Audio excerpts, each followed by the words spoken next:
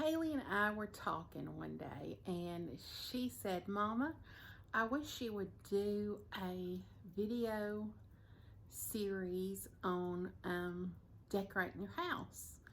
And I was like, I don't know if anybody would want to learn that from me. But anyway, we continued talking about it, and I thought, well, yeah, that might be fun. That would be a fun thing to do. So, anyway, uh, I have decided to do it, and how I'm going to go about it is we're going to talk about decorating with the four, well, there's actually five senses: sight, smell, touch, hearing, and tasting. All right, so there's five senses, and I am going to take each one and discuss a little bit with each sense how you can make your house a home. So today we're going to discuss with the obvious one, sight. How can you make your house a home with just by looking at it, okay? So, of course, the most obvious thing is to have a clean house, to have a house that's not cluttered. And that's really hard to do. It really is, especially in today's day and time. Everybody is running in and running out, and just you come in, you change clothes, you head out the door again, you make you something to eat, it's time to go to work, so it really is hard to keep your house clean and decluttered the way you would love it. I just love a clean, decluttered house, but let me tell you, mine is not clean or decluttered 24/7. And really, to be truthful, probably about half the time.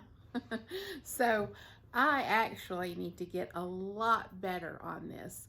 And if you're like me and truthful about it, we all struggle with it. So now there are a few people, like my mom, for instance. She has always been a wonderful housekeeper. Her house looks spotless 24/7. At one point in my life, when we moved into her house with four small kids, it even stayed spotless then. I just don't know how she does it, but she is great at it. And I wish I was more like her in that department, but I'm not. I'm just here to tell you. But I do know that, and this does work, you just gotta stick with the schedule. If you will make yourself a schedule, like for instance, say Monday, that's the day I'm going to sweep the floors. Tuesday, that's the day I'm going to mop the floors. Wednesday, that's the day I'm going to do laundry. Thursday, that's the day I'm going to make sure all the laundry is put away. And divide your task out into small tasks every day, just a little bit every day.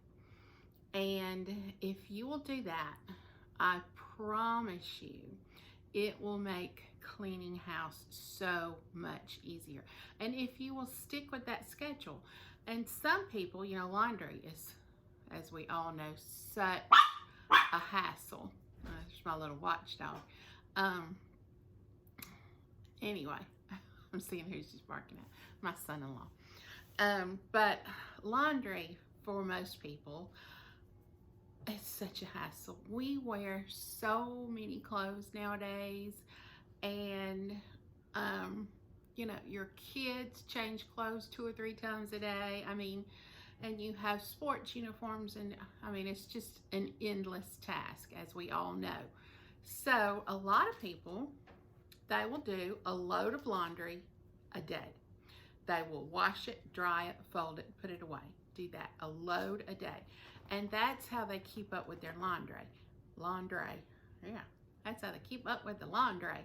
Um, and then, maybe not do it on Saturday and Sunday. Of course, you need a break, but every day of the week, do a load of laundry. And it makes the task less of a huge ordeal and turns it into just something small that is not that bad, to have to do.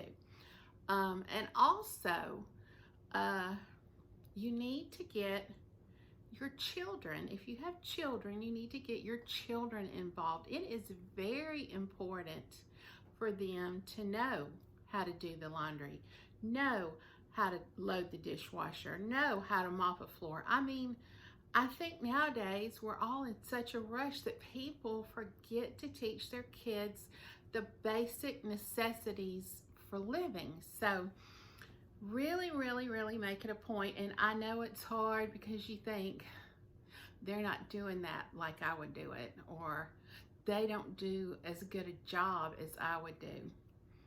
But that's okay, okay? You've got to kind of loosen up the reins a little bit, let them figure out how to do it, and let them find the best way for them to do it. And, just say they mopped the floor and they missed a huge spot. Well, I'm not saying ignore that. You do need to say, oh, you've done a really good job, but you missed it right here, and then let them go back and correct themselves, because you want to teach them how to do it right. I had a friend when my kids were little, she had children the same age as mine, and she was talking about one of the boys doing his laundry. And I said, your children do laundry? And she said, oh yeah, when they turn 10 years old, they learn how to do their own laundry.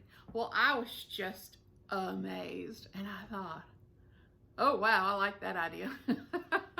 I had never even thought about that, So that's what we started doing. We started teaching them how to do their clothes when they were 10. And if they didn't have something to wear one day, well, you know what? Whose fault is it? It was their own fault.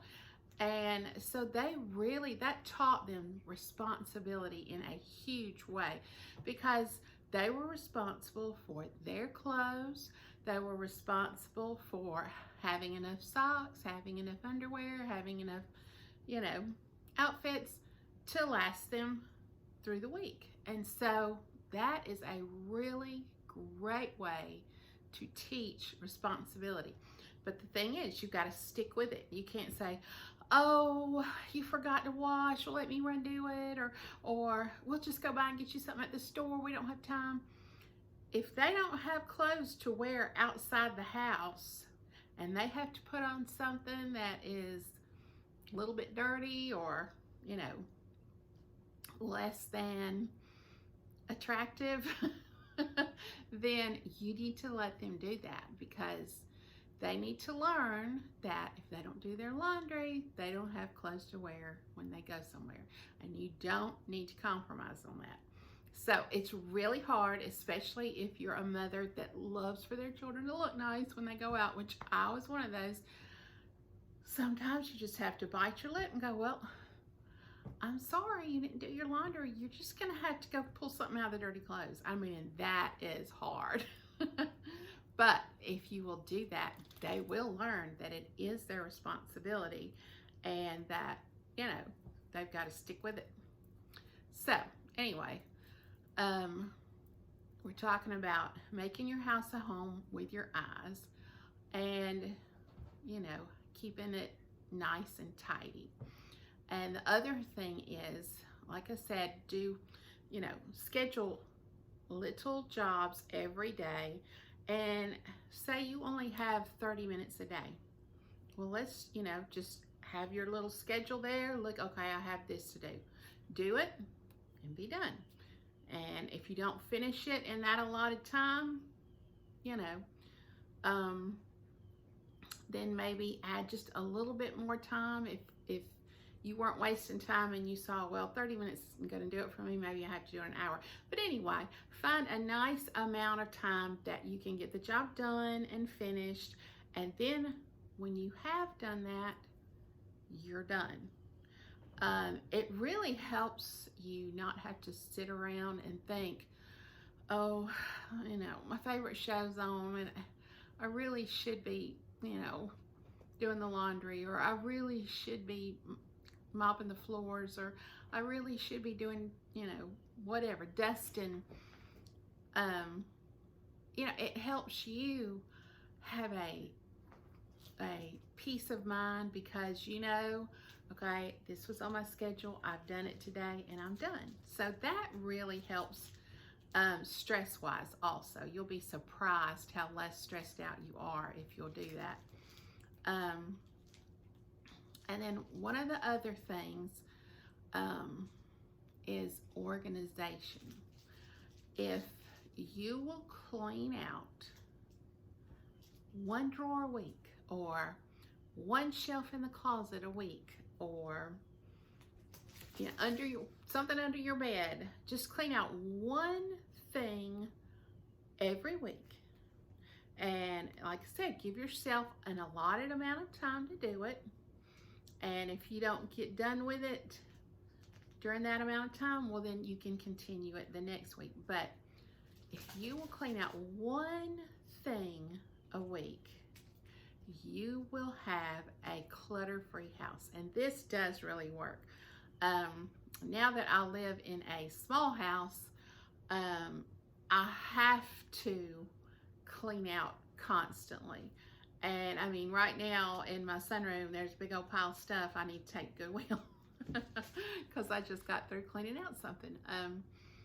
This week, I also have just cleaned out my pantry. I go through it. If there is food in there that's out of date, I get rid of it.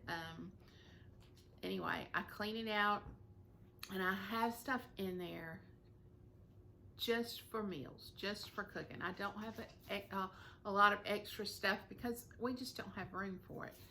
But so if you will clean out something once a week, you will be so surprised how decluttered you are.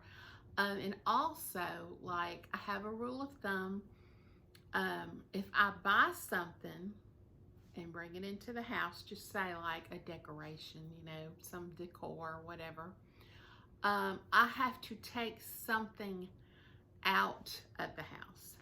And that way you don't end up with just endless amount of stuff that you don't know what to do with. And that's so easy to do when you love decor, like I love decor.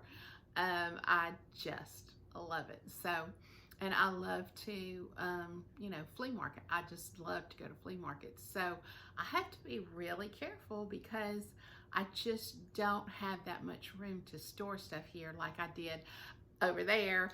I could buy decor till the cows came home and it was okay because I had a place to put it.